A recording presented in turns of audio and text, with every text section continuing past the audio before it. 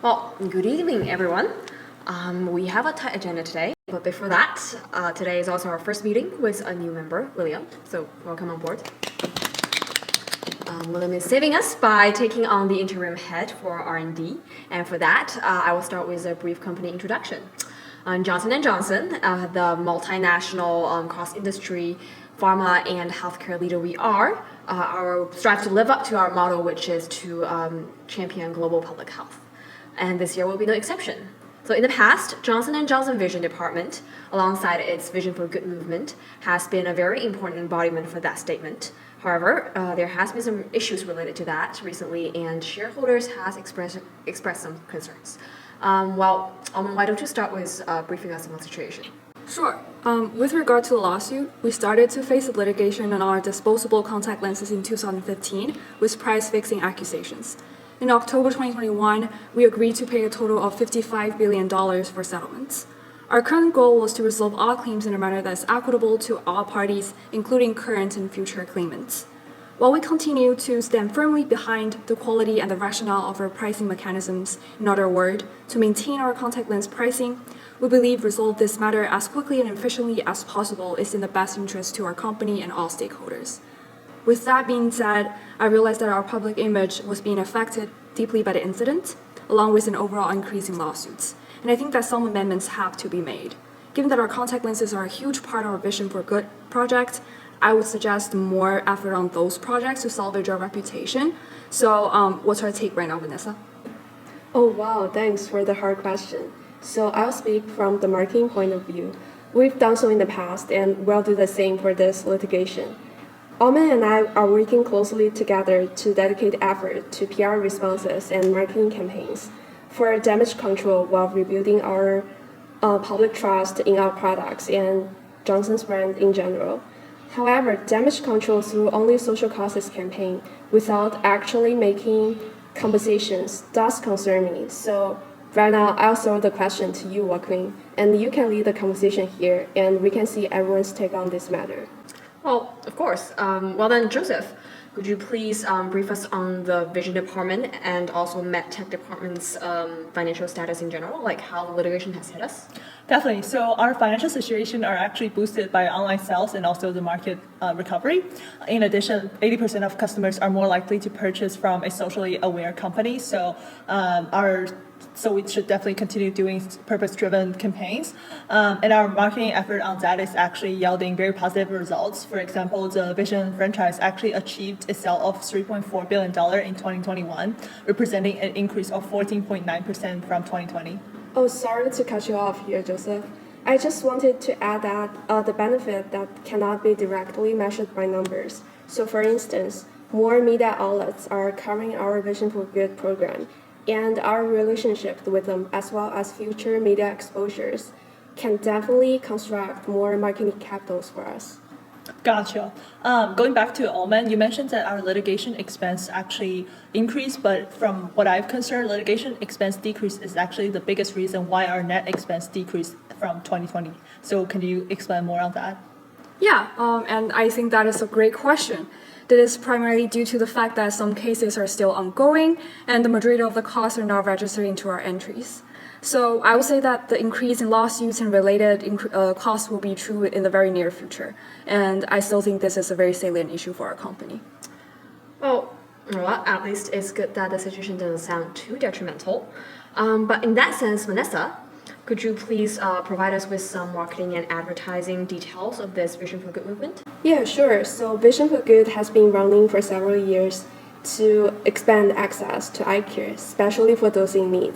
However, despite the project being an awareness promoter, which helps us to build brand image, I do not believe the root of this project should be only to cover our litigation troubles.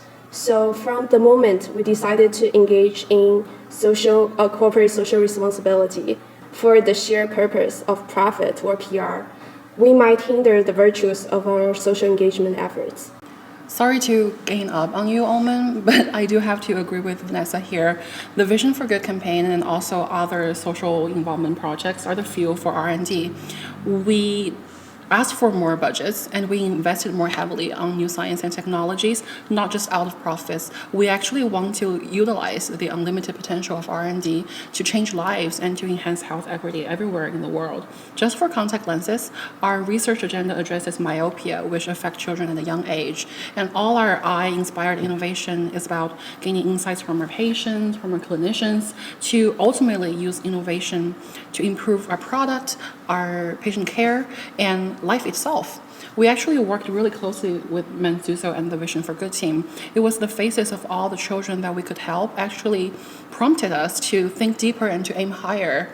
To be very frank with you, my team and I would be really outrageous to know if our research efforts were not for the pure benefit of our patients and were actually compromised in the delivery to our patient because lenses prices were set too high. Yeah. So going off of what William was saying, from my perspective, Vision for Good and the Human Resources Department are beneficial to each other because one of the highlights of Vision for Good is actually talent for good. So as we believe that doing good goes beyond changing the trajectory of eye health, talent for good actually allows us to build an environment where our talent can achieve their full potential. And the Talent for Good program actually connects our employee to volunteer work in any NGO, and we will provide them with paid leave to cover their volunteer efforts. We believe that as a product leader in the industry, we should do business with social purpose in mind. And such a program not only help our society, but it also empower our employees. And they are the most valuable intangible asset that we have. We have to keep in mind that our talents are passionate about the world and the people in need. And J&J as their company should always share the same vision with our employees. I mean, happy employee, happy life, right? Yeah. Well, I see. I do think that it does work better with our company ethics. So I do agree with you, Peter and William and also Vanessa, that we should have separate marketing campaigns to do damage control for the litigations and to keep Vision for Good out of all of this. But I also think that devoting more efforts to Vision for Good for the next fiscal year makes sense. Yet, before we go further down that track, what's increasing social causes impact on the company's financials? Like, is there consequences hard to deliver? Yeah, actually, corporate social responsibilities bring many benefits to a company. For example, the P/E ratio has proven to be positively and significantly improved when a company does CSR. So our P/E ratio actually declined 23.35% from last year, so we should definitely go with the CSR rule to increase our P/E ratio in the near future. We're now facing a lot of external challenges such as labor costs, transportation costs because of COVID-19, and we could consider increasing price for some of our portfolios next year. However, for contact lenses, I think we need to consider the internal costs and the external situation, so we should consider remove the the price floor. So the market is also expecting growth in the near future, so we will have buffering our income. Great. We have a quite positive financial outlook then. Then I agree. I definitely think we should stop setting price floors for our lenses, and we'll confirm the next step soon and talk to the Vision's core team about it for the deliverables. Ullmann, what do you think? Yeah, I mean, I agree with all of you guys, and thank you guys for the great input. I definitely see you guys' points here. On the legal side, the General Counsel will continue to serve as the guardian of the community and of the company. In addition, the Council will provide clear legal strategies and guidances that support and enable the success and execution. Amazing. So, since we have the consensus to augment Vision for Good's program for the next fiscal year, what specific plans do your departments have in mind to enforce that vision? For the R&D side, we have in late-stage development of new contact lenses categories that can potentially, other than vision correction, benefit patients that are suffering from other symptoms of eye diseases. This should give us more capacity for the Vision for Good campaign in the next fiscal year. So for the Talent for Good program, we can definitely channel more talent to further support the expansion of the scale of Vision for Good program. I'll be going into details about next year's budget with every one of you soon for our next meeting. And I look forward to working closely with you guys soon. Fantastic. Thank you for your valid input today. It's been really productive. I think it is indeed better for us to arrange another meeting soon with preliminary budgeting, and I'll update our shareholders accordingly. Thank you. Thank you.